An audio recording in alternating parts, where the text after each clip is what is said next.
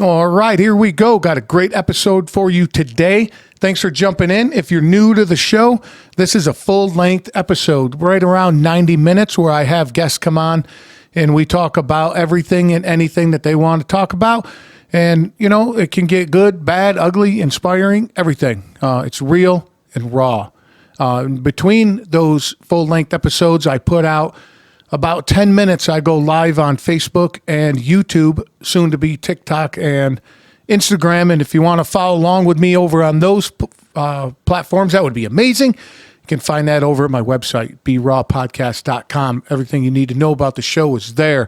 And also, I got to give out a shout out to Live Rishi. These guys make high quality CBD product. I've been using them for years, longer than the show's been around. And in the last couple months, between the renovation of the house, chasing my toddler around, and going to the gym, Rishi Rub was priceless. Rub that on your sore joints and muscles. Jump over to liverishi.com. Use the code word TABLE50. You're going to get 50% off your entire order. So Merry Christmas. Thank you so much for the love and the support of the show. All right, man, let's get on to this. So sitting here talking to these two ladies is very contagious. They have such a passion for their project and life in general. I get to talk to them for hours and hours and have them back on once again in the near future. They made this incredible movie. Now, at the time of the recording, I didn't watch it. But now you listening here, I've seen it. And I'm not going to give you any spoilers, but damn, time well spent. Check that out. Everything you need to know is in the show notes. And you're probably wondering where I got the name of this episode from. Who else better to tell you about it than Michelle and Lesie? All right, let's get to this.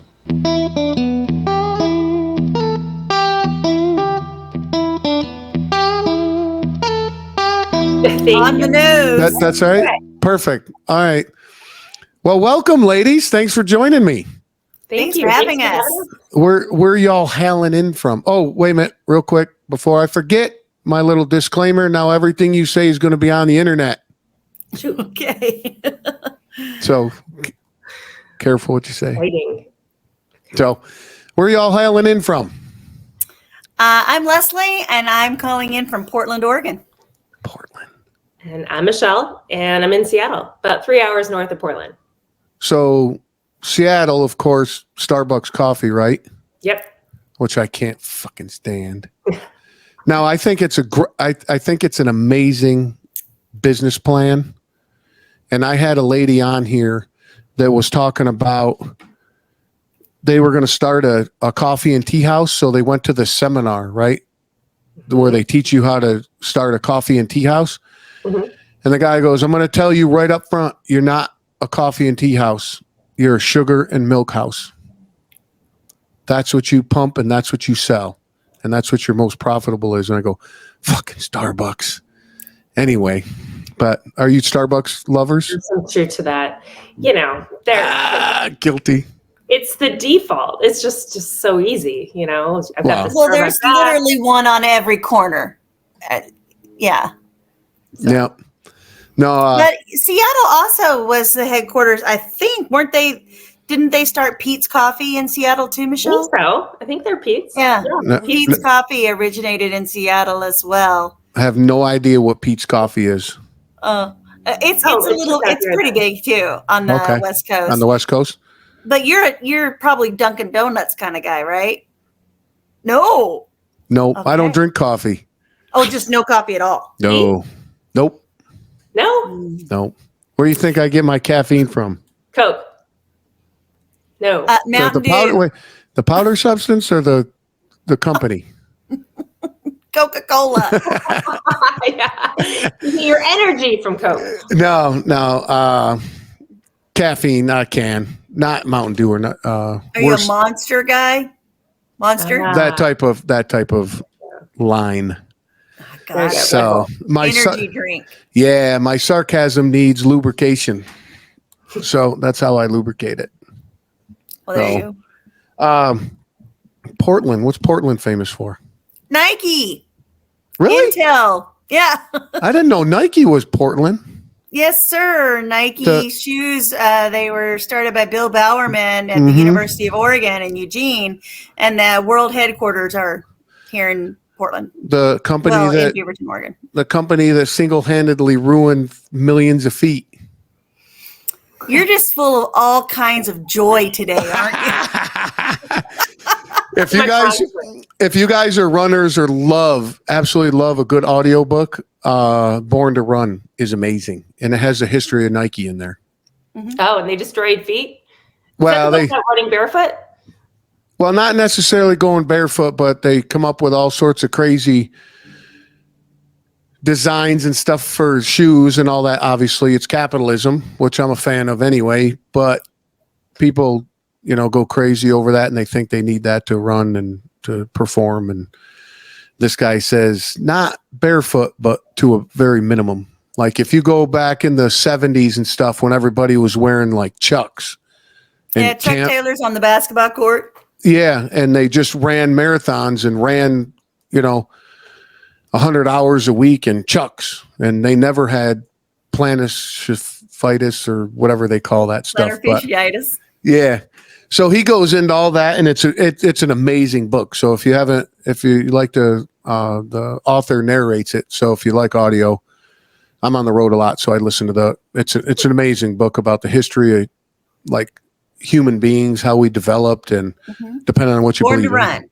Born to Run by Christopher McDougall. Cool. I'll put a link in the show notes so people are like, what?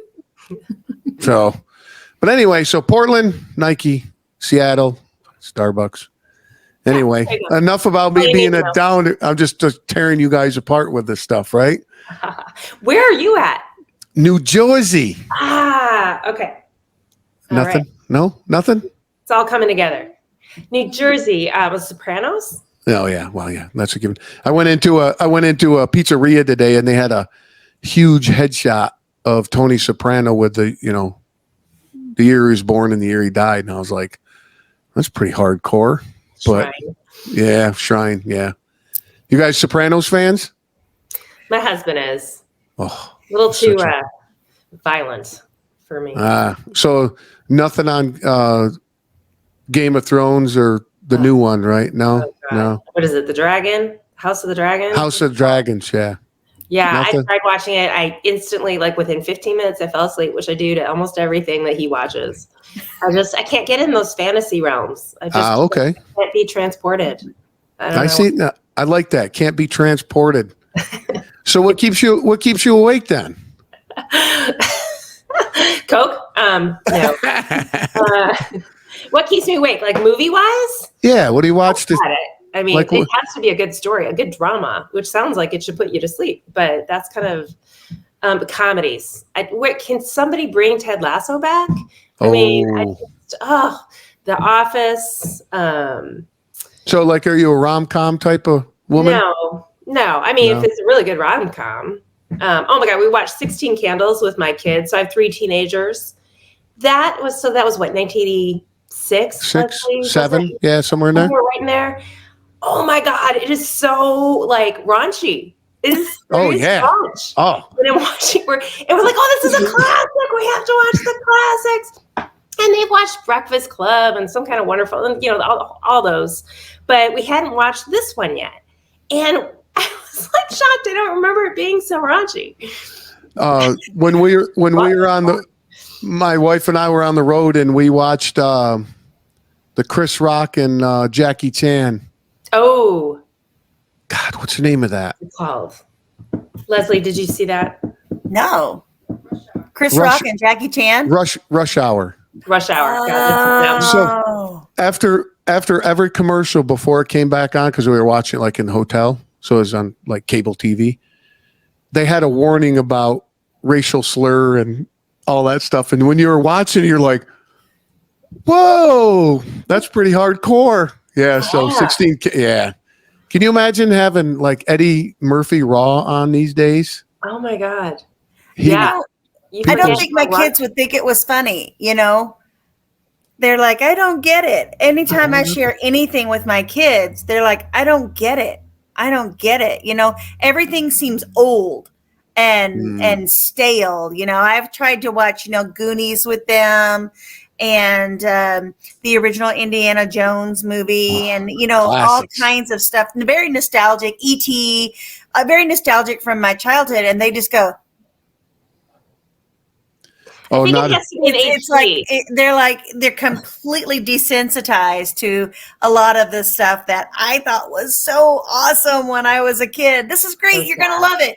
Yeah, but we had Indiana Jones and they have Iron Man. Right. And, so Indiana, he's got a whip. Well, my guy can fly and blast lasers from his hands. So I was like, I did share just a couple of nights ago with my youngest son. He's a teenager as well. We watched There's Something About Mary. Oh my God. And exactly. Everyone loves There's Something About Mary. Yeah. And I had forgotten how slow the first part of the film was. I was like, but just it's going to get really good. It's going to get really good. Just hang in there. And he ended up liking it, and he thought it was pretty funny there towards the end. But what's it? Oh my God. I watched that movie. When I first saw that movie, I was like traveling for work or something. And so I was alone in a hotel room, and I was like, I was crying. I was laughing so hard. I wasn't I stopped breathing. It was the funniest movie I've ever seen at that time. That's an instant classic. And what's the other one too? American Pie. Oh yeah. Yeah, I haven't gotten to that one yet. I think he's already seen that one. He probably probably has. Sneaks on and watches some things by him without us. And yeah. And how old is he? He just turned 17, which seems so old. And we're talking about the kids from the movie too. They're in Maysville, but they were 13 when we filmed Maysville, and now they're 17. They're they're just different people. Time flies, right? Right. Especially that. And it takes a long time to make a movie. No, ain't that the truth? Filmed just before they morphed. Yeah, I was going to say you got them at the right time, right? Just barely. Just for that part. But we got talking about movies. Where the hell did this one come from? I don't know. Leslie? Oh my gosh. It came from I was the writer, and I had actually been kind of collaborating with a couple of other young gentlemen on another project, and we were trying to come up with a concept of a film, and they're significantly younger than myself. Michelle and I are two old ladies that pulled this off. And these young gentlemen, they wanted to they're like, let's make a horror movie. And that's just not me. I think horror is very hard to do well, because it's very hard to come up with something original. So it wasn't something for me, but I had been a closet writer my whole life, and I had never shared any of my writings with anyone, just because it's so personal. But I started writing this story, and I kind of liked where it was going. And I had known Michelle. I had met Michelle, 8 years ago. And because our children had worked on a DreamWorks project when they were little together. And she and I had kept in contact casually. And I had seen something on Facebook that she had posted recently of her little boy in a short film. And I was so smitten with him. He's such a good little actor. And I thought, gosh, I've got these two roles for these two boys. And I really do think that these two little boys could pull this off together. I think they would have good chemistry. But I didn't know if I was brave enough to share a script with someone that, Michelle and I just knew each other casually. So I just pinged her out of the blue one day. What are you scared that she was just going to destroy it, or whoever read it was going to? I compare letting someone read your writing to letting someone see you naked, because you're very vulnerable. It shows a lot about your how your brain works, how you think, how you feel. It can show your intelligence. It's showing a lot about you. I mean, if you write something very sick and twisted, people are going to think you're sick and twisted. If you write something that's beautifully romantic and so on, it just shows it's something that comes from you and it's your writing. And I have so many scripts and I have never shared them with anyone. They just sit in a drawer and I was just afraid. But Michelle said, sure, send it my way. Yeah, she came me out of the blue. She messaged me. I'm like, what? Leslie is okay. I remember, she lives in Portland. Why is she? And she's like, says she wants, she's interested in Forrest for this one role for something she wrote. I didn't know she was a writer. Turns out nobody knew she was a writer then. So I was the first she threw the script to. And I fell in love with the script. So that's kind of just like, that's it. That in a nutshell. I fell in love with the script. Neither one of us had made a movie before. And we're just two ladies who somehow kind of figured it out. That's awesome. But we got to back up. I have a couple questions. So, Leslie, out of a pile of scripts in your drawer, why did you pick this one? Because of the boys, with your connection with? Well, one of them would be definitely more of a mini series. It's 800 pages long, right? Okay, that means nothing to me. So if you say 800 pages would be, an 8-hour epic, right? You're talking about well into the millions and millions and millions of dollars. And it's a period piece, which was even more expensive. So I was like, that's just not something that I could do right now. This one was, I don't know, it was just timing, as I was writing this one, I was like, gosh, and I just kind of, it's kind of like when people are writing in the movies and then they look over and they see the boat. I'll write about the boat, as I'm writing, I just kind of look over and I'm like, there's my son. He could do this. I know he could. Do this. And now, has your son had experience in acting before? Oh, yes. Oh, yeah. Okay. He's been acting since he was 5. He's done television, like 3 different TV shows. He's done movies, and Michelle's children, all 3 of her children have done plenty of work as well. And like I said, they had worked together on a DreamWorks project, years before. Right. And so between Michelle and I, we knew a significant amount of people that were crew in the industry, because between the two of us, we had been on over 100 sets. Right. And so we kind of had a network that we could reach out to. Sure. We didn't have any money, but we had a network. We got to get into that, because there's a lot of people that probably have drawers full of scripts that you guys are a true inspiration. Be like, oh man, they did that. We should dust off that script. Right. But let's follow the timeline so we'll try to keep it on track. We'll jump around, obviously, but your kids in acting. So I was involved with a video company for a long time. I was a business development out here in New Jersey, and we grew it from nothing to a pretty good size. I sold my side of the partnership, and my partner went just making true crime documentaries, because that was her passion. Yeah. So it's most women's passion. Yeah. Women like a lot of true crime. Hey, women like men that are dedicated. I'm just going to say, I'll just throw that out there. But okay. So I knew right from the beginning, because we talked about it. She goes, I want to build this business up to where the business I run the business, and we just keep it motoring with crew, and she can go do her true crime stuff. So we got it to that point, but then I wanted to pursue other things. And she called me up and she's like, hey, I got this part. Can you help me out with it? I'm like, absolutely. She goes, well, I need to describe it to you though. And I'm like, I'll help you out. I don't care what it is. Oh, you're the creepy guy in the trench coat? Pretty much. So she's like, I need a good looking muscular guy. I go, oh man. So I'm your first call on that? What's up with that?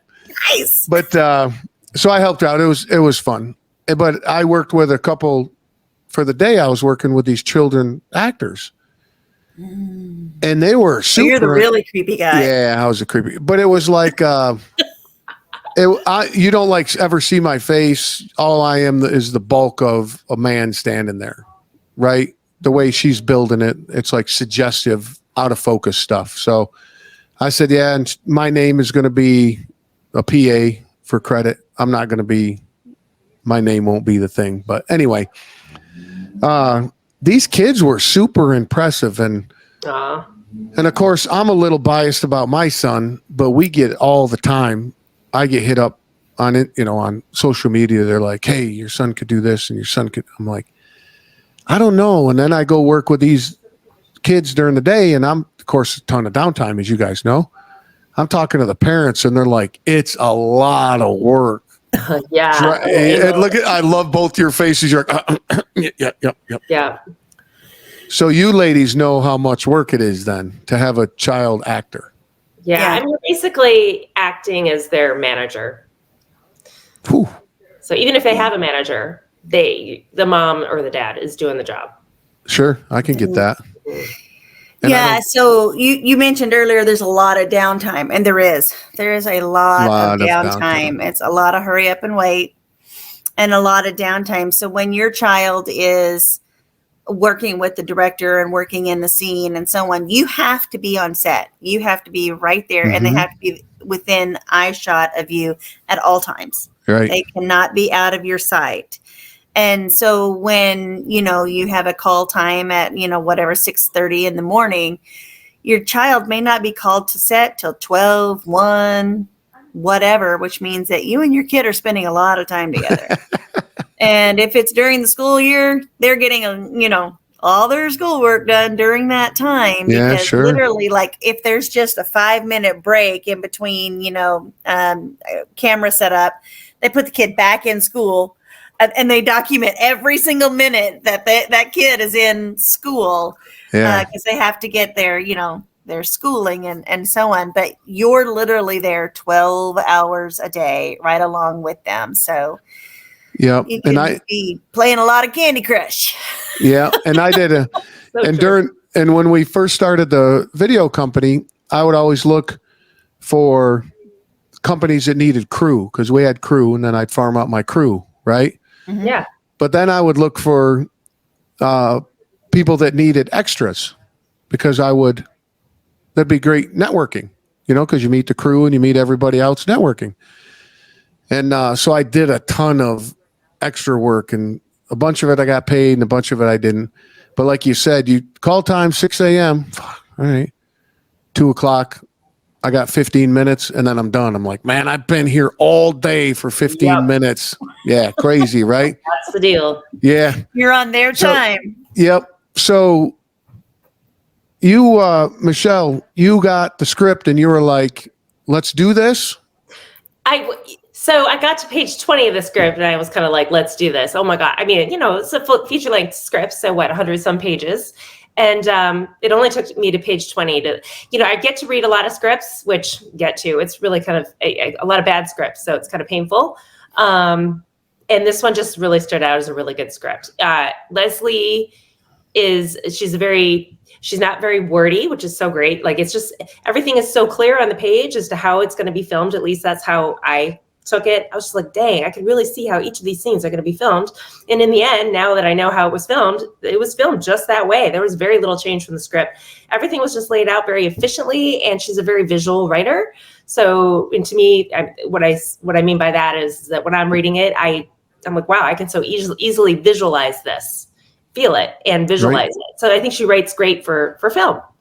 But it was a great story in the first 20 pages. I don't know if you saw the movie. Did we send it? Okay. We'll send it after. Oh, no, I do have it, but it's been a little crazy around here.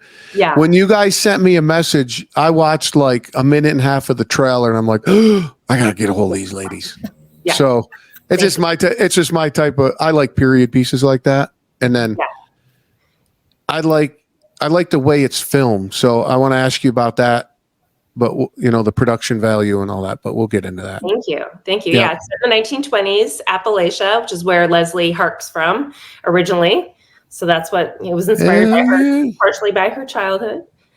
Yeah, although it's set in the 1920s, obviously she's not. It's not based on a true story, is it?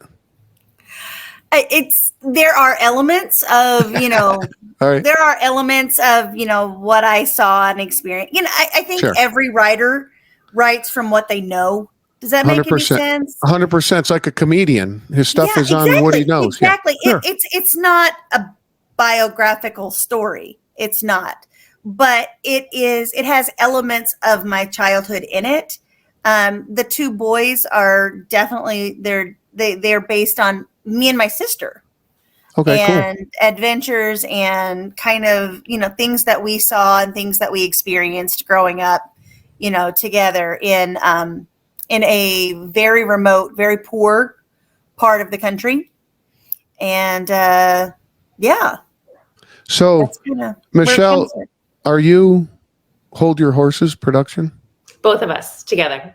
Okay, so so when you read the script and you're like, we got to do this, and then you're like, so did you Google how to make a movie? Oh my God. I freaked out is what I did.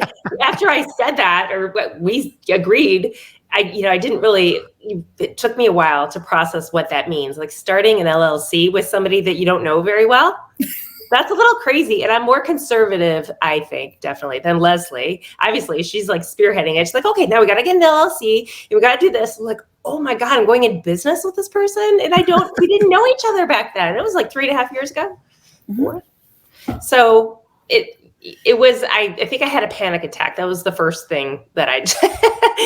But I did it. And I'm so glad I did it. Obviously. I mean, I learned a ton, but it's not for the faint at heart. Obviously it's risky in all sorts of different ways. Mm-hmm. So, but that's why you get an LLC, limited liability company, Right. So. Now, did you go use your network and start calling people and being like, try to raise money? Did you do a GoFundMe something, or where did you guys take it from there to actually get going? Yeah. So one of the smarter things we did is we carved out 6 months to fundraise. And we didn't know at that time whether we were going to do a feature film. Although Lesie, I think in her head, she's like, damn it, I'm making a feature film. Or were we going to take part of the script and make it into a short film, like the first 20 pages with the boys, when the boys are young.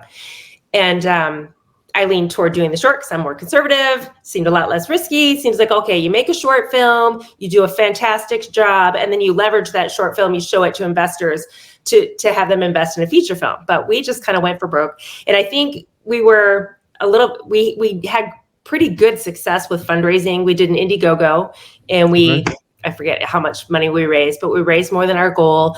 We did something, we became, applied to fall under the umbrella of a nonprofit organization for the arts. So fiscal sponsorship. A fiscal sponsorship. Thank you. Okay, cool. And that's a way that people who get company matches through their business, like the big companies, they have that side where they'll double your donations. So that allowed for people to donate and then have a company match if they had a company who did that. So that was a big. Or IRAs, people that have IRAs that they can contribute to a charity. Right. People were able to roll that into us and hand that over to us. But that was only for a short period during the actual filming process. That's when you're allowed to use that. Mm-hmm. Okay, so here you are. You have a script. We also did one more fundraiser, though. We did a dinner. Okay. We hosted a dinner and invited everyone in the town where we were filming. We invited them all to come and to learn about, here's Michelle and here's me in Seattle and Portland. Well, we filmed right in the middle between the two cities in a city called Centralia, Washington. And we invited the whole community to come and just let them know that we're coming. This is what we're going to do, and so on. Oh, that was pretty cool. And what it did was it just made so much welfare and so much good. Good. I don't know what the right word I'm looking for here is, but but we wanted them to know who we were, what we were, and so on. And what it did was, once we were in these towns, we created such a bond with the people that the entire town and the community completely lifted us up and helped That's us awesome. make this movie. While we had a beautiful captive audience in front of us, we were able to get all of the extras for the film. There was a sign up. If you came to the dinner, you bought a ticket to come to the dinner, then that you got to be an extra in the film. And while we were there, we were like, okay, these are the things that we need. Can you help us find? We need a steam engine. We need a courthouse. We need housing for our cast and crew. We're going to need, I need a 1928 Fordson tractor, but it needs to look new. And by the end of the night, the whole room was lined up to talk with Michelle and I, to let us know how they could help us. That's awesome. And it was by the end of the night. Well, you're not going to believe this. We had 2 barns volunteered to be burned down. People are like, come burn my barn down. I've got an old barn. Come We burn needed it down. that for the film. Yeah, sure. I saw, you can see that right away in the artwork. But It was that amazing. that is awesome. You're going to burn my barn. Oh, that's amazing. Come burn my barn down. And the local fire chief, we didn't have the $1,700 to rent the rain machine for a scene. You right? He's like, I can make it rain. So he pulls up the pumper truck, hooks it up to the fire hydrant. We get one take only. He aims the hose up into the air, and we're like, go for it. And we totally got the one shot, the one scene where it came down onto the actors that it needed to rain. But the fire chief helped us out and made it rain. I love it. But I do have a question about your fundraising. So here you are with the script. You're trying to figure out the next step. Obviously, you need money. Mm-hmm. You set a goal, but you don't know what the hell you're doing. How did you come up with a number? Well, we had 3 budgets. Right, Michelle? Right. We researched it, and we knew what the absolute bare bones minimum would cost to pull this off. It still cost more than that. It was a best guess. With crewing, right?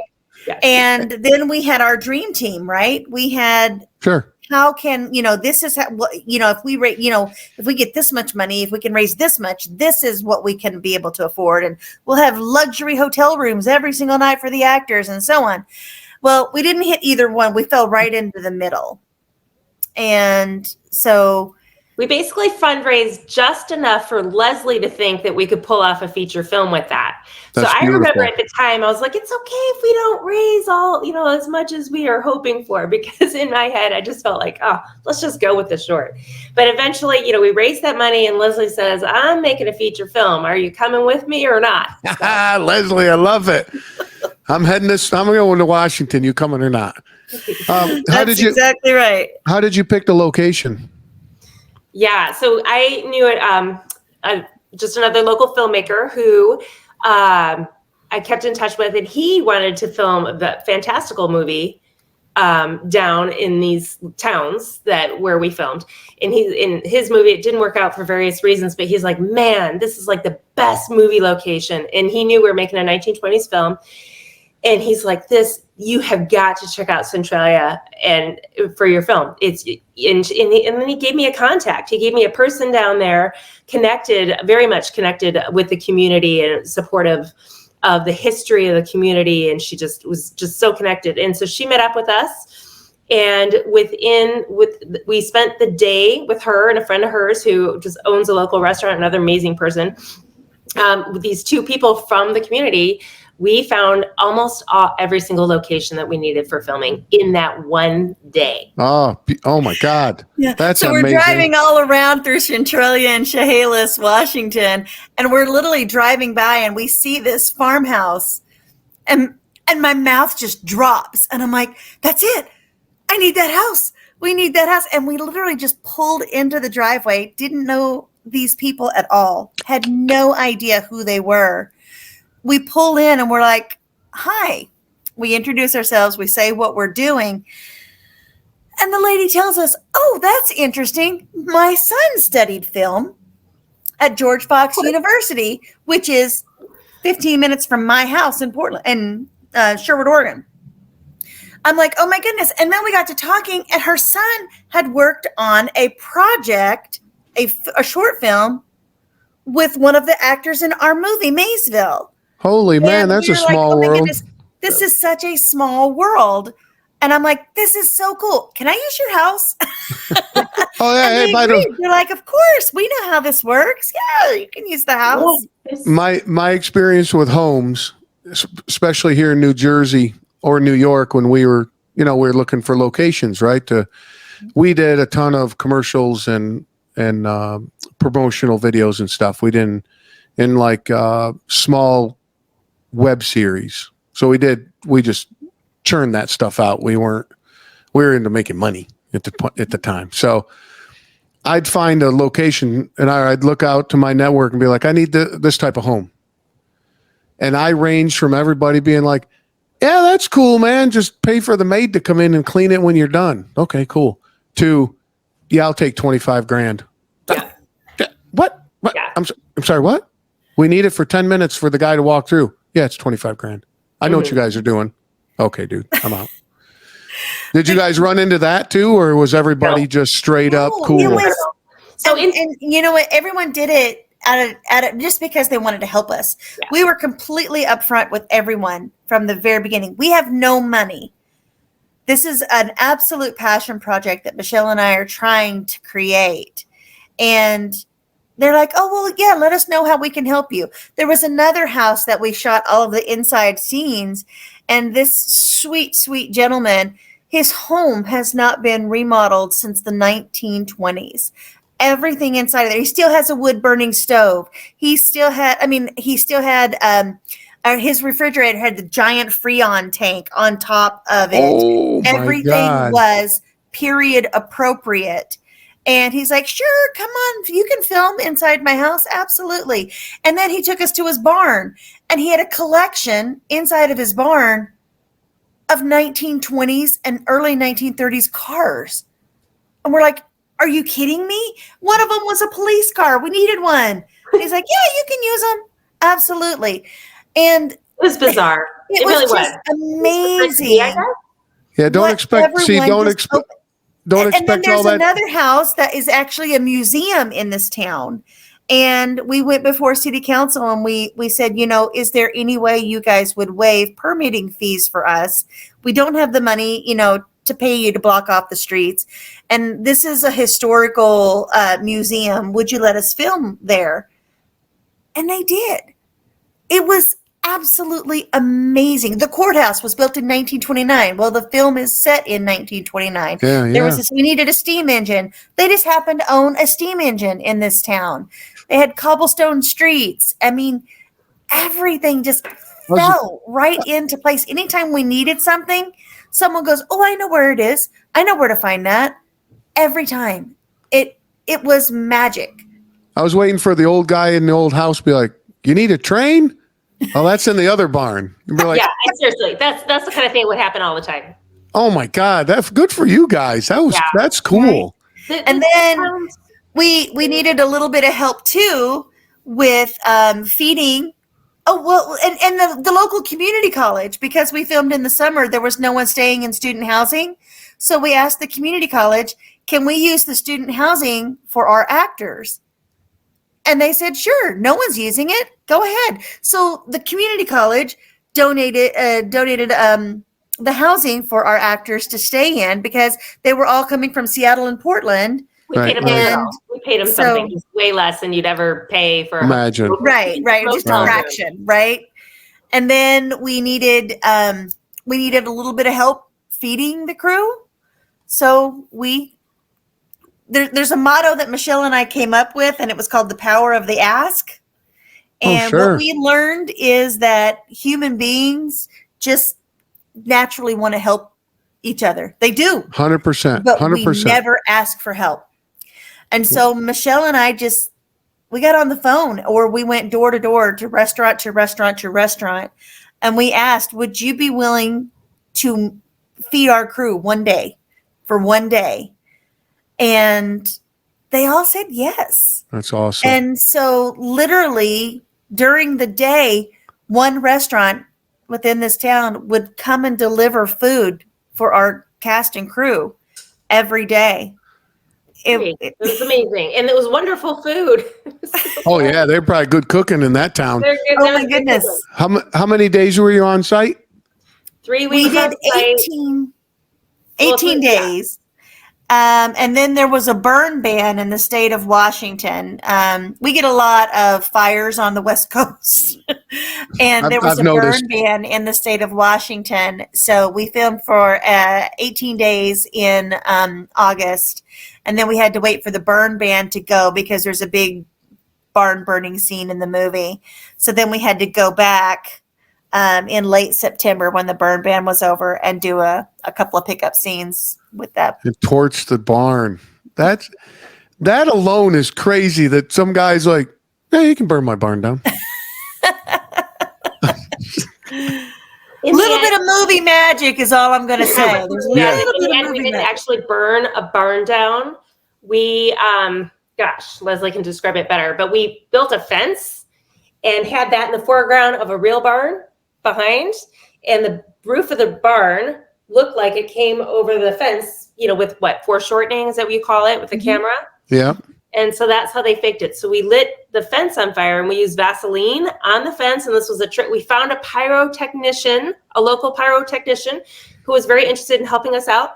And he gave us the tip of using just, Vaseline, just super cheap, just slathering it on the wood of the fence and igniting it that way. And that way the flames just sit in the same place for a lot longer. Yeah. So you have a lot more time to film.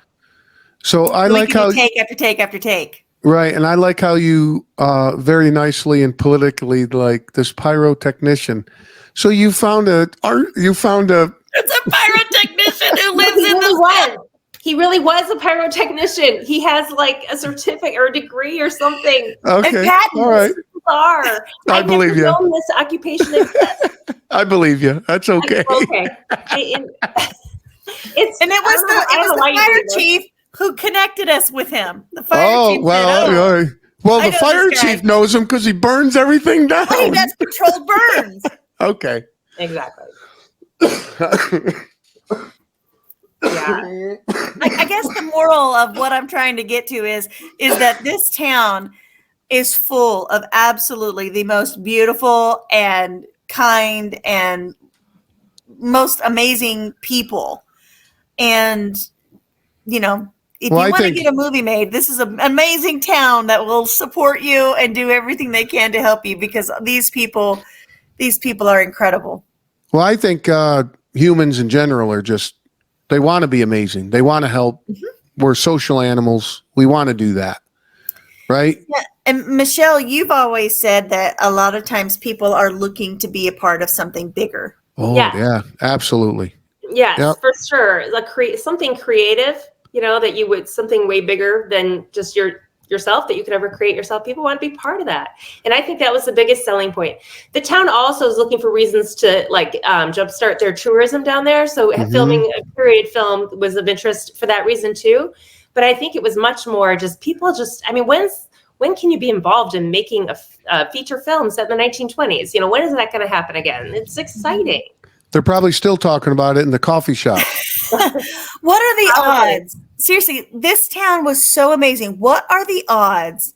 We needed to find, the one thing we thought would be really hard to find was a 1928 Fordson tractor. We needed a tractor, but it needed to be new. You know what I mean? Yeah, it couldn't Yeah, be see, rusted out. It's and- 1920s. They have a tractor museum in this town. They had a tractor museum. And a this- train.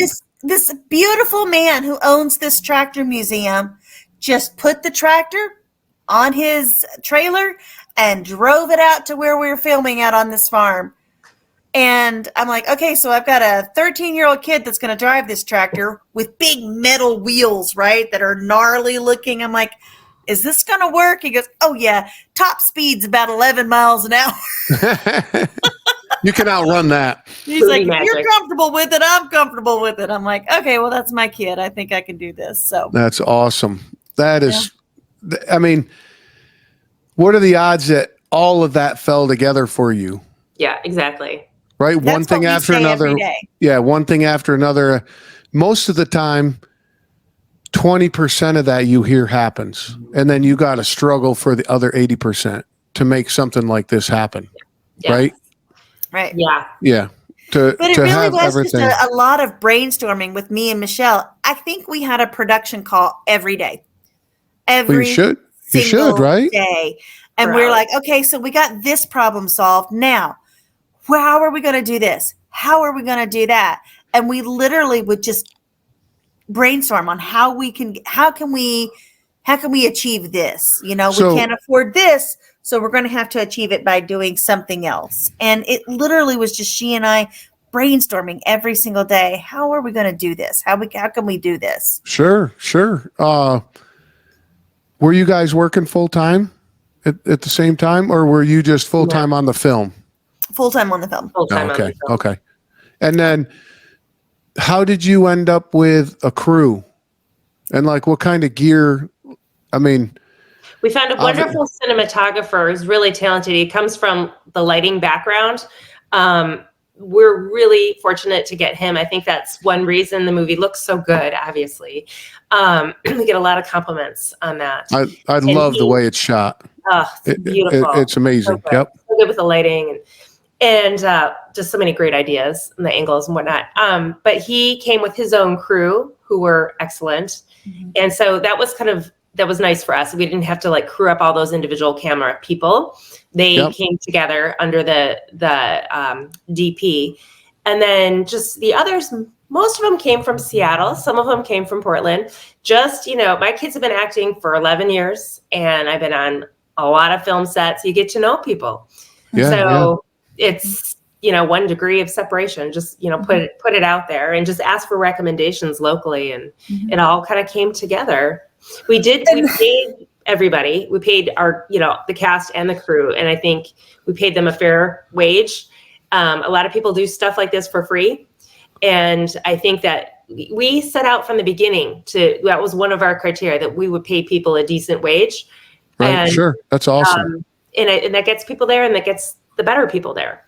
Yeah, absolutely. But what we did was because we were able to do that because we cut corners everywhere else, right? Yeah. Because we got the permitting waived. The costuming that you see in the film, all of those costumes were donated because for 10 years I had been a volunteer in so many different theaters around the city of Portland. I have volunteered, I had ushered, I had, helped in any way, shape, or form that I can. So I just called in some favors and I'm like, hey, I need period piece clothing. And my costumer and we literally borrowed over 2,000 pieces of between shoes and accessories and dresses and everything. We borrowed 2,000 pieces from local theaters. And I was able to do that just because I had been a volunteer and I had helped them for so many years. And so so we saved money on costuming, we saved money on food, we saved money on transportation, we saved money on housing, we saved money on permitting and locations. So we were able to funnel all of those funds over to more of the filming. And now, did your DP bring all the gear or did you rent it on site? He brought all the brought gear? it all. He had his own brought truck. it all. Yes. That's awesome. Yeah. And then did he do your post work as well, or did you have somebody else do that? Well, I did the editing and the coloring, and then Holy shit! Nice job. thanks. I did not expect that. I don't know. She learned it. She went. That I is had, We won't get into, but we originally had an editor and it didn't work out. It was not the quality we needed it to be. And so Leslie just took it on. She's like, I don't know how to edit, but I'll just figure it out. So part of the reason I asked you that is for what you just said, because now you're working with an editor and you're trying to show your vision and have that person edit it to your vision. And it just becomes if you don't have the right one, it's a train wreck. Yeah. No pun Just intended. wasn't getting it. He just wasn't getting it. Yeah, sure. And we only got about 10 minutes into the film, and I'm like, this is not working. Are you looking at the circle takes? We hired a script supervisor for a reason, and it was almost a completely different film was coming out, a different interpretation. Yeah, sure. And Michelle was like, what is going on? It was his vision. It wasn't yours. And, it wasn't working. So we just said, this isn't working. I'm going to take this over. And I had never learned any kind of editing software before, but I taught myself. So I figured it out. Lots of YouTube. Figured that out. I wanted a certain look for the film. I knew what I wanted. I wanted it to look like it was something from a little bit more of an epic look, like an Out of Africa or something like that, or a Stand By Me, something like that. More of an older looking film, because a lot of coloring nowadays is these blue filters that you'll see on a lot of things, and that wasn't what I wanted. That's very modern. This was a 1920s film, and I wanted it to look like something like an older film, like something I had seen from my childhood. Like a river runs through it kind of look too, right? Perfect. Absolutely. Yeah. River runs through it. Yeah, you definitely hit that then. Once I got it edited and colored, we did have a post-production team. We had a sound engineer, and we had an incredible composer, and what I feel is one of the absolute best special effects. That's good. I was going to ask you about music. Yeah. Now, you have one company or one person do the music, or did you? We had a composer, one composer. Okay. And that's another really weird coincidence. We got to talking, and somebody said, I'm going to recommend these people to you. So we got connected with these people, and, I'm talking to him, and he ended up going, he's like, I know where Maysville is. I lived in Maysville for a summer. I'm like, you did? And he goes, yeah. And I went to Morehead State University. I'm like, oh my gosh, that's right by where I grew up. And he said, yeah. And my wife was a middle school teacher at Mapleton. And I was like, oh my gosh, that was my middle school. It was just weird. So he and I had this connection. His wife taught at the middle school in my hometown. It is just weird. All of these things that we had in common, and Michelle and I, through this whole process, we just kept getting, I hate to use the word signs or signals or messages. That sounds so hokey, but that just kept reiterating to us that we're on the right track.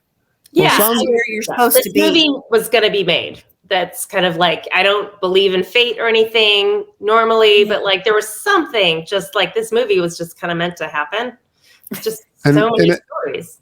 It sounds like you got struck by lightning. If I keep in count here, I think 17 times that I've counted so far. Yeah, it makes me like just half jokingly not want to make another movie, because we'll never have this luck. No, that's amazing. This is it. No, you're never gonna. I wish it would. I wish you would, and I wish you well with that. But that's not going to happen again. Good for you, though. I don't know, clean living. Yeah, that's true. And I love the idea of power ask. I love that. See, my version, the power of the ask. People want to help people. They do. 100%. Yep. And my version of that is the answer is always no if you don't ask. Oh, absolutely. I like that. We say, what's the worst I can say? No. No. Okay. Next. All right. Right. Nope.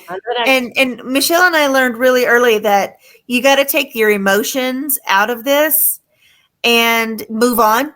Always keep moving forward. And because there were many times where Michelle and I, we got knocked down. Oh, sure. I don't want to put the message out there that this was a piece of cake and that everything just happened. A lot of things fell in place for us that were, short of miracles. But there were many times when we got knocked down and we had to figure it out, and we had to pick ourselves back up. Sure. Especially during the post-production phase. And, but we had to keep going. We were going to see this through. We were going to figure out a way to make it happen. So how Yeah. many? And I remember We were thinking even also, like, prepared to do another round of fundraising if we had to. Yeah. That was the last thing we wanted to do was to do it. But many filmmakers do it. Yeah, They'll yeah, do yeah. a post-production Indiegogo. Mhm. And we did not want to do that because it really is a lot to ask family and friends and networks and so on, Keep help going. us get across that finish line. Keep going They're back to the cow. It's so hard to do. And we Yeah. ended up not having to do that. But Good. Well, it sounds like you're pretty savvy, right? You're pretty frugal when you. I do think- like, I think Need to be for sure. and I do like your coming from that business and spending so much time in that business. I love your attitude of like, we're going to pay these people what they're worth. And I'll be like, hey man, can you do it for free? I'll put your name on it. It's like, right, oh, you get an come on. IMDb credit Yeah. and meals, and that's one thing that Michelle and I, with our kids have been doing this for so long, so many times, the crew will be paid. The crew is usually paid. Unless it's I'm helping, my buddy out this weekend. Well, that that's, yeah. I mean, hey, my But buddy's a got lot a of passion about it. times the actors are supposed to work for free, and because they get exposure and they get IMDb credit, and Oh my God. and it's like really but we're indie filmmakers. A lot of these actors have day jobs, and they're not getting Hollywood paychecks.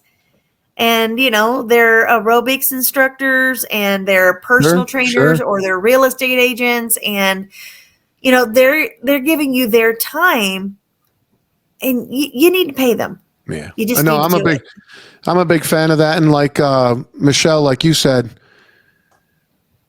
when you pay somebody, now you're looking at getting better talent as well. Yeah. Who show up?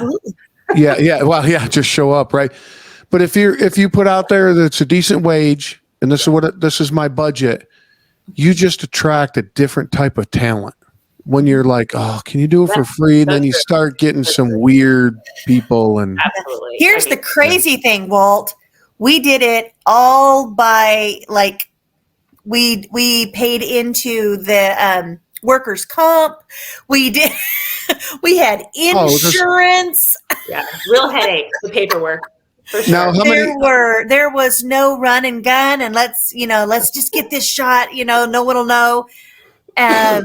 no, I've never done that. We made sure, and we made sure everyone was safe. That was the most important thing, because we were dealing with fire. We had kids jumping into a big lake, a really big lake. Yeah, I saw that. I saw that. We had it tested for parasites because we had a really good AD, and it was we were dealing with a tractor, and we had a stunt coordinator on set, and even though we did not have actual guns, we didn't even have prop guns. We did not have guns that shot blanks. We had guns that looked so real that they were amazing, but we found a company that makes these guns, but they're non-firing. Oh, okay, cool. They're completely classified as a toy. So Alec Baldwin would be safe on your set? Would we be safe from him? You'd be safe from him. There you go. There were no firearm malfunctions on our set. there you go. And the thing about it is that our weapons, we had a weapons master. She treated it like it was a loaded weapon. Sure. And every single time she brought the gun to set, she made an announcement to everyone on set, weapon on set, no live ammunition, but weapon on set. And we had to let the local police station know where we were filming, when we were filming, when we were going to use the guns. We didn't want people driving by thinking, oh my gosh, that's a real gun. There are real people with real guns over here. But yeah, there's a lot that goes into it to do it right. And I was going to say, things I'm proud of Michelle and I for doing is that we really, really researched how to do this right. We didn't want to have we had to get creative because you have a budget. I mean, the insurance you paid through the roof to have prop guns. If you really wanted, So well, the thing is, I commend you both for the respect that you show the people in the industry. Right. Me being in that industry for a while, that's not common. Especially for first-time filmmakers that literally are trying to figure this out as we go. Yeah, but the thing is, though, is I'm sitting here listening to you ladies. I believe that that's part of the reason you figured it out, because you're not put in the box of filmmaking. You didn't go to a school and say for 4 years and they said, this is how you should do it. So now you're flying in there. You got a passion project and you're like, we got to figure this out. Hell, I don't know. I remember when we were on one of our first sets, we didn't know how to work some of the gear. And a guy would go into the bathroom. Oh, I'll be right back. I gotta use the bathroom, and he'd YouTube how to use the damn gear and come back and show us. Oh, that's Right? classic. I love that. I love that. That's awesome. What a great story. But I think that my opinion is you're not hindered by this is how it should be done. You're like, we're going to do this. And this is how we got to get from point A to point B. How do we do it? But you haven't been, I don't want to use the word poisoned, but you haven't been brainwashed of, no, it needs to be chunk, chunk, chunk. Well, it wouldn't have gotten made if we tried to do that, because we just didn't have the money to do it how it should be done according to film school. Right, but right. It's a balance too, because there are things that we didn't, that were important to us to adhere to, like paying the cast and crew and getting insurance. I mean, a lot of people don't do these things, right? They don't get insurance. So it's about, I think we came to a really nice balance how we did it. Otherwise it wouldn't have happened. No. Right, but a lot of it was because we talked to people. We talked and we talked and we talked. And because we sat down with the fire chief and we said, okay, here's what we want to do. Would you be willing to help us and support us? Do you think you could have the fire truck there just in case? And because we came to him and we were so honest and forthcoming, he knew where we were coming from. We never, ever gave the illusion that we were something that we weren't. And we were completely honest with people about what we were doing and what we were trying to create. And when we would explain it to them, they would say, oh, well, I know how you can do this, or I know how you can do that. And he got us to the pyrotechnician. I didn't know what a flame bar was. I didn't know how to use a flame bar, but the pyrotechnician's like, oh, well, there's a great little illusion you can do. We just, we put the flame bar close to the camera, and then, it's going to look like the flames are coming up. And I'm like, oh my gosh, what's a flame bar? And we just learned so much and trust. That was the other big thing, is trust. We hired an amazing, very talented cinematographer, and it's just listening to what he has to say and trusting his opinion about how it's going to look.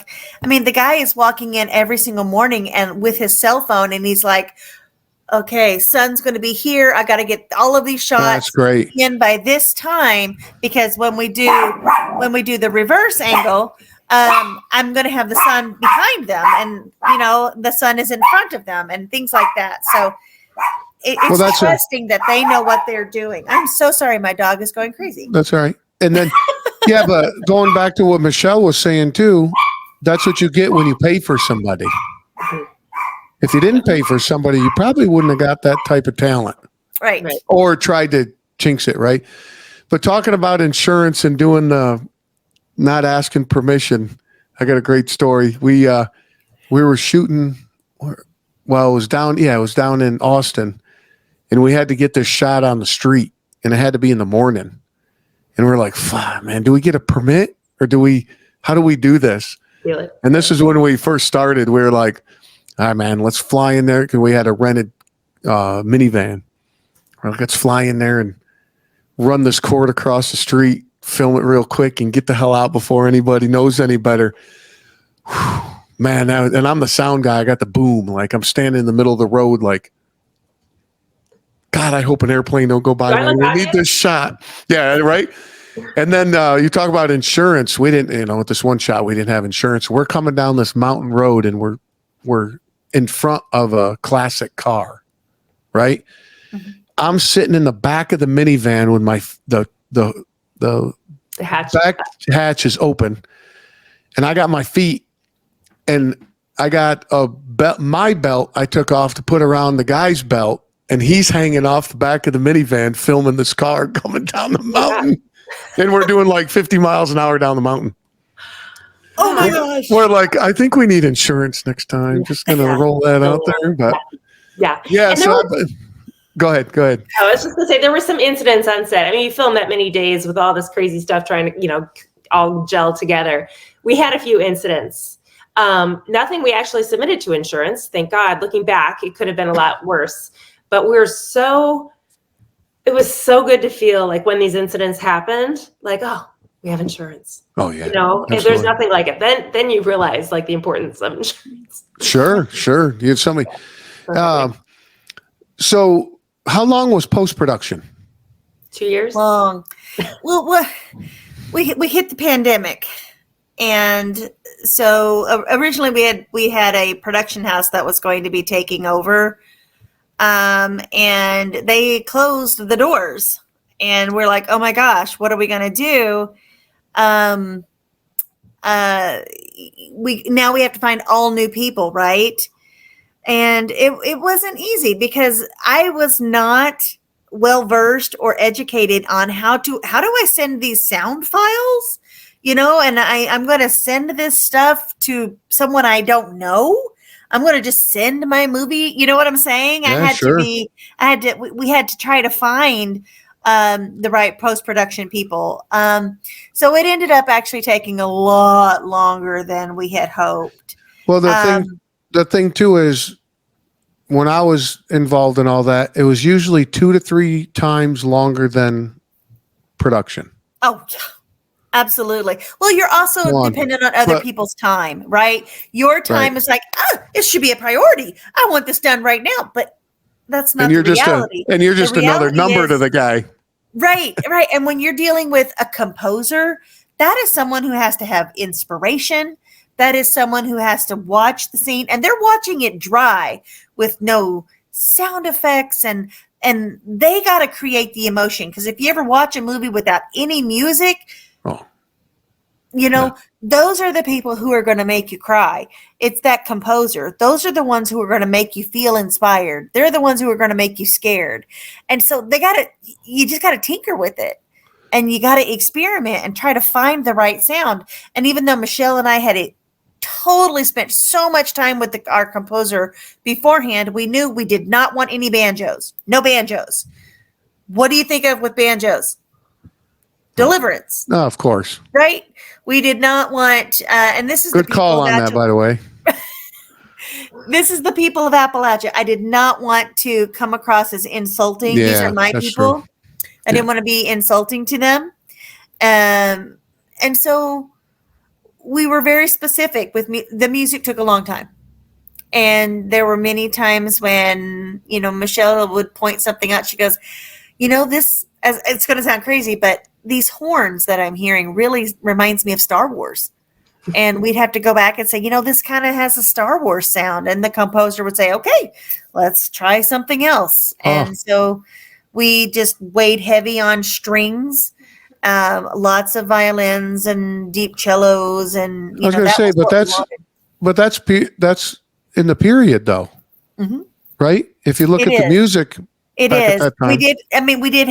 And there were some times when he brought in a guitar and I was like, I don't want guitar. Oh, wait, that sounds really good. Mm-hmm. And, there were the scenes with the boys are very playful and joyful and sure. It's just very hard to try to find that right sound. And then because the film itself, it's a drama, but it's a thriller and it's a coming of age piece and there's a love story. So there's all kinds of different genres that are happening within the film, and that's all those different sounds that have to come with it, right? I love the music. I really do. Yeah. Well, like I said, I've seen the trailer and just the music in that. Sometimes you don't think about the music, but until it's gone.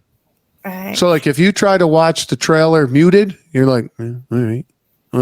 That's yeah, cool. and I had never cut a trailer before in my life. I had no idea how in the world I'm going, how do you tell this story, right? How do you tell this story in a shortened 2-minute clip that's going to engage people enough to make them want to watch it, but not give away the whole movie? And I will tell you, because you haven't watched it, the last 5 minutes of the movie will take you on a completely different journey. Beautiful. All right. Yeah, So it's a completely different movie in the last 5 minutes. Shh. That's all we want to hear. Hang on. It's gonna make you think. My wife did watch the trailer with me, and she's like, "Yeah, put that on the list." Aww. So we'll watch it together one night because You have a beautiful family. I saw your family on your Facebook post. Oh, thank you. I am blessed to have a crew like that. So it's nice to have a homestead now as well, instead of a apartment. Nice. Congratulations. So thank you. Yeah, it's gonna be a thing. It's good. It needs a lot of work, but that's what we signed up for, and we're happy to do it because now you make it your own. Kind of like you ladies, you had a vision, and you turn that vision into something, right? And I look at that as what I'm doing with the home as well. And our realtor's like, "You're buying this place?" And I was like, and Lou, he's a great guy, and I'm like, slap him on the back. I'm like, "Yeah, thanks for inspiration, buddy." He's like, "You must have more vision than I am." I go, "Oh yeah, I know exactly what this place is going to look like in 2 years." Yeah. So, That's awesome. yeah. So, but now what? Film's out. Where's it at? What's going on? Yeah, Tell me about it. So we are, starting to see the numbers come in. It takes forever to get the numbers. Oh, for sure. It's ridiculous, the lag time from, that you finally hear from your distributors. So even though we release at the end of November, we're still in the early stages, I want to say, and I'm not 100% sure, but how this goes, because with streaming, it can be out there for a long, long time and all these different platforms. And so we'll see how long a run it has, but that's kind of one thing that's interestingly changed on that side, is that movies, used to just come and go in theaters, and then, eventually the transition to streaming, and then the need for content for all these streaming services, they need content. And so they hold on to this content for a lot longer. And there's movies that's 8 or 10 years old that it's still independent filmmakers are seeing some money come in. So it'll be interesting. I'm trying to be positive, but people are watching the movie. Our distributor is pretty happy with us, so that's good.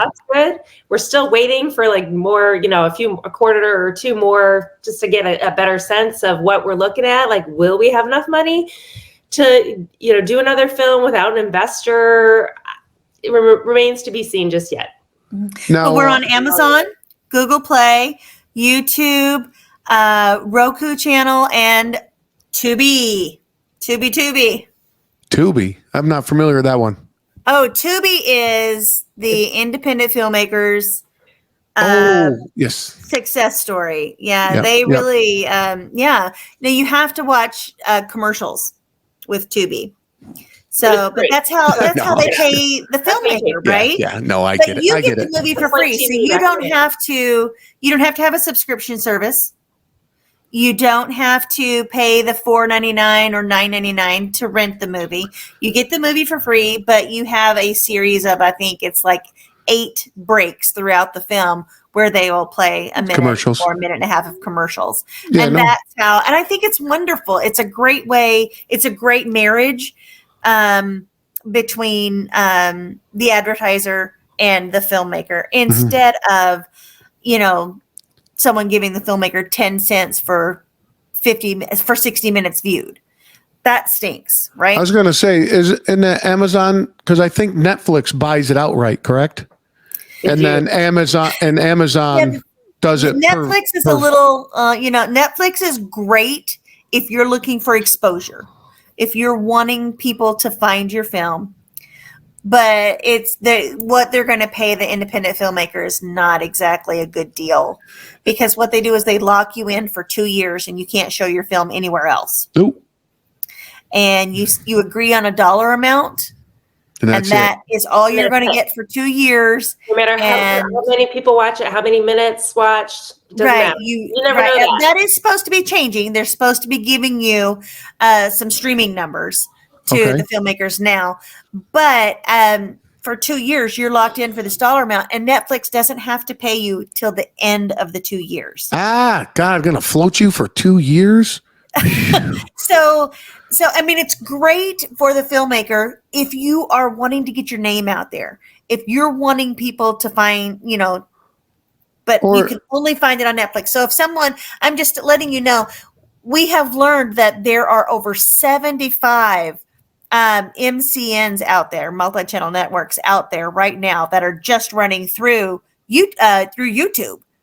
And there are that many channels that can show your film.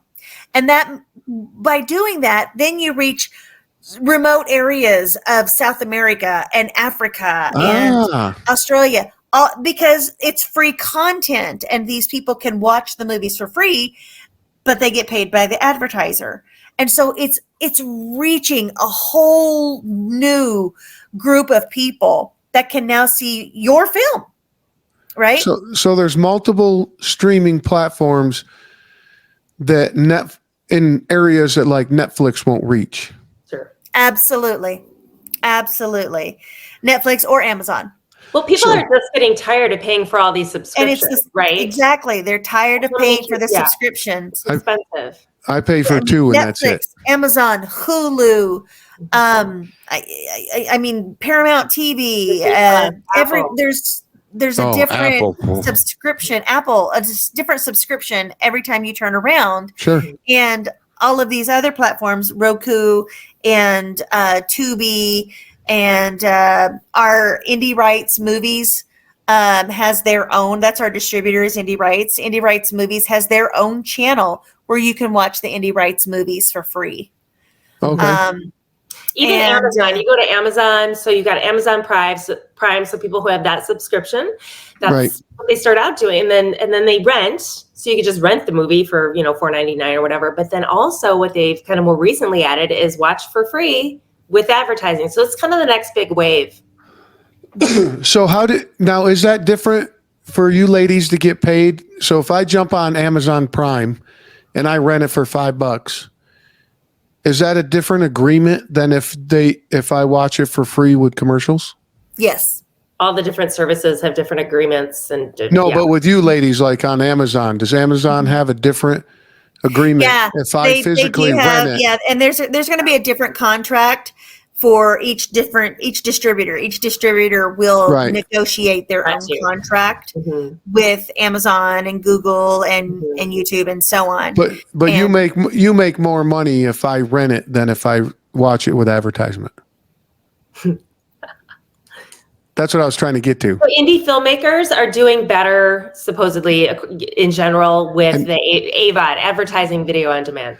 So what people are just listening to this, Leslie was shaking her head no. I don't know what you're saying. It's better for the independent filmmaker if you look at an AVOD streaming service over a subscription. Right now, it changes so quickly. I mean, it could be a different story tomorrow. Sure.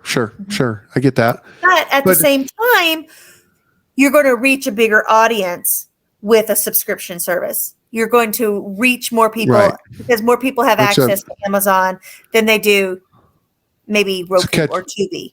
Right, Catch 22, a lot of people have right? never even heard of it. But I will tell you, some of the biggest movies ever made are on those other streaming services. Movies from our childhood and movies that are, a couple of years old or what have you. They're on those platforms, just like they're on the bigger platforms. So, say in a couple years you've made 2 or 3 more movies, then this one here that we're talking about, could you sell it to Netflix? Our distributor could always make that deal at any time. And what our distributor is amazing. They're so wonderful and they're honest. What they would do is they would bring that to us and say, okay, guys, here's the deal. Is this what you would want to do? So this is what they're offering. However, this is what you're making right now just by staying on these, Yeah, sure. multi-channel networks, Yeah. Just on these different YouTube channels. Do you want to, we would have to pull it off of all these channels to put it on Netflix, but we have a voice. And that's one of the great things about our distributors, that they let us still have a voice in how we want to our movie to be seen. So that is always an option for us. The reason I asked too, and my old ex-partner, when I was helping her with that documentary where I was the extra, her goal is just to straight up sell it to Netflix and move on. Well, that might be the easiest for her, but maybe she'll change her mind too when she. Yeah, she's very.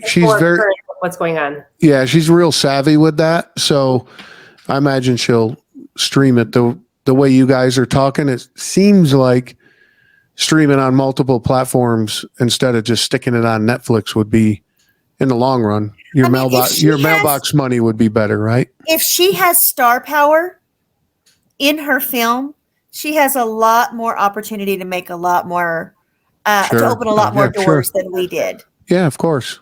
We had incredible talent. We did. We have really good talent in the film, but it is in the towns of Portland and Seattle. We do a lot of television series.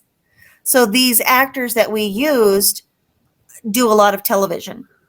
Yeah, but they've all done indie films, lots and lots and lots of indie work. But we do have an actor that was SAG nominated, nominated for a SAG award, and it just helps exposure with your film. Sure. But speaking of your talent, they're in a show called Big Sky. Is that the CJ Box series? I am not 100% sure. I know it's a series on ABC that starts on, I believe, September 21st. And Brian Sutherland, who is our bad guy in the film. Nice. He is our I think they already had one season, right? This is the pilot of the second season. Correct. Mm-hmm. See, I'm wondering. He was in the critically acclaimed film Pig that starred Nicolas Cage last year that came out.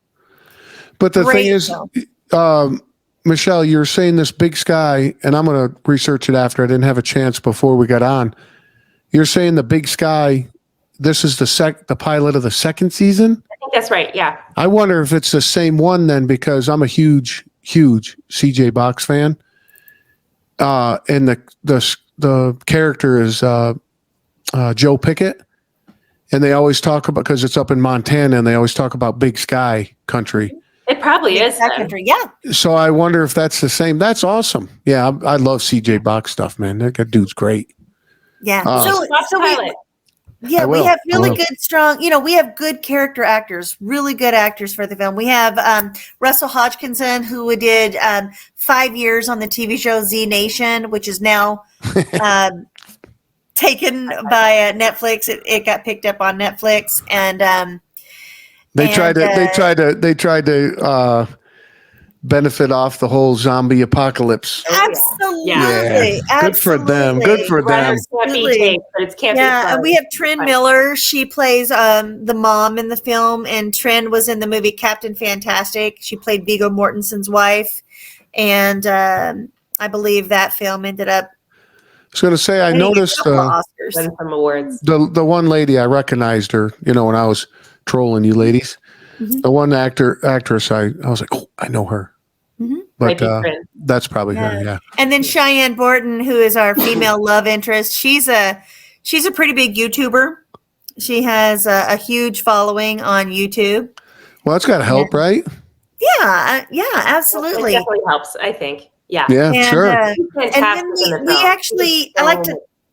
I like to think that Michelle and I helped discover this new talent, Kevin Mayer, in the film. And this was Kevin's feature film debut. And we were having a dickens of a time trying to find our leading male actor.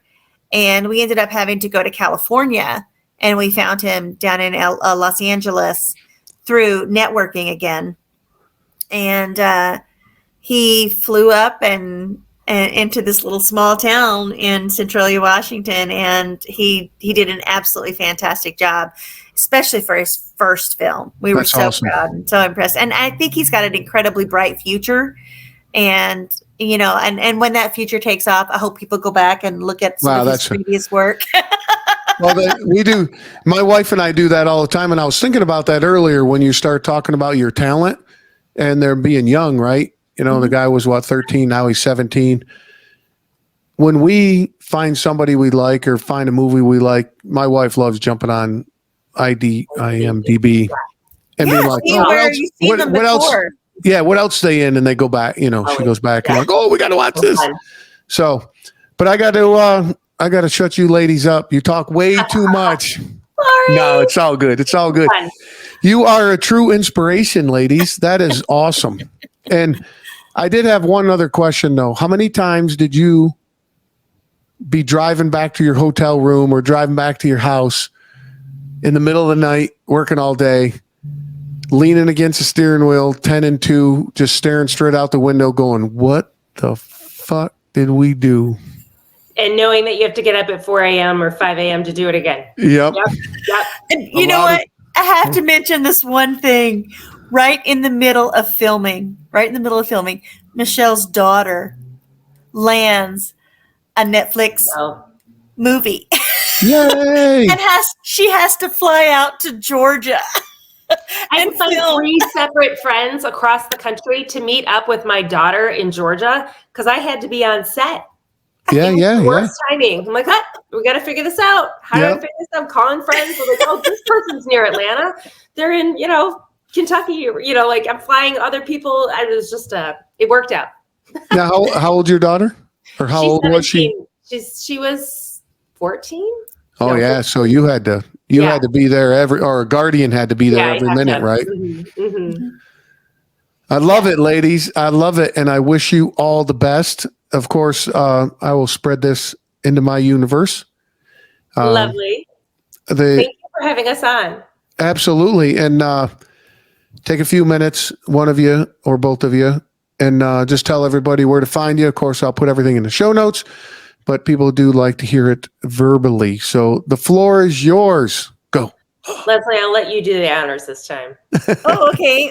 You can find us at Maysville the Movie on Facebook, Instagram, and you can just find the movie itself. You can find us on Tubi, Roku, Amazon, Google, and YouTube. And if you are having a hard time finding it, you can reach out to us directly on Facebook, and we will always respond. We would love to hear any feedback anyone has for the film. And Walt, thank you so much for letting us be a part of your show. We really had a good time. Absolutely. No, pleasure was all mine. So we're going to get out of here. Hang tight though for me, okay? Ladies, thanks. Man, contagious is the right word. Truly enjoyed my conversation with these two lovely ladies, and they made one hell of a movie. So jump over in the show notes. Of course, you can find the link to watch the movie and then get a hold of Michelle, Lesie. They bet you they would love to hear from you. Questions, comments, anything you need, right? Get on that. Get doing it. Time well spent. All right, man, I'm going to get you out here because I know you got shit to do. Like, watch this movie. Don't forget, liverishi.com. You're going to use the code word table50. Get 50% off your entire order. Merry Christmas from us to you. And then my website, Be Raw Podcast. Anything you need to know about the show. And get a hold of me. I like it when people say hello. So come on over. And if you really like what you hear, send it to 7 or 8 people. I truly appreciate that as well. All right, hailing from you, cram 7 shopping malls in 25 square miles. You get put on the map for having the most malls in one area. Yep, that's where I am. New Jersey. Holla. Hey, man, remember, don't act cool, be cool. Till next time.